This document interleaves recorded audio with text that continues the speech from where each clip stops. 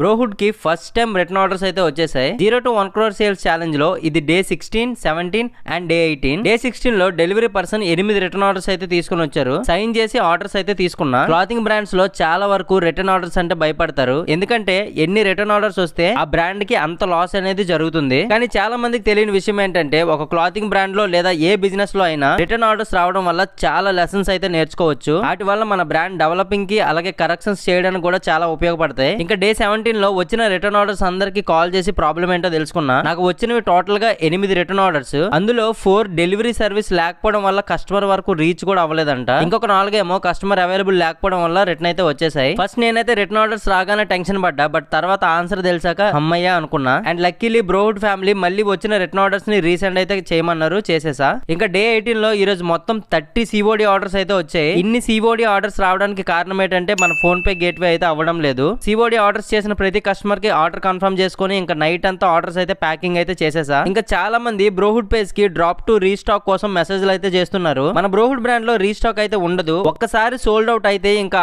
Drop అనేది repeat అనేది జరగదు. మన బ్రాండ్ లో లాంచ్ అయ్యే ప్రతి డిజైన్ కూడా చాలా లిమిటెడ్ గానే ఉంటుంది. డ్రాప్ టు మాక్సిమం ఇంకొక 5 days లో అయితే క్లోజ్ అయిపోద్ది. ఒకవేళ ఎవరైనా డ్రాప్ టు ఇంకా తీసుకోవాలి అనుకుంటే brohud.com అని గూగుల్లో సెర్చ్ చేసి ఆర్డర్ అయితే చేసుకోండి. లేదా ఈ రీల్ ని నాకే షేర్ చేయండి. వెబ్సైట్ లింక్ నేనే మీకు డైరెక్ట్ గా షేర్ చేస్తా. నెక్స్ట్ వీడియోలో మళ్ళీ కలుద్దాం.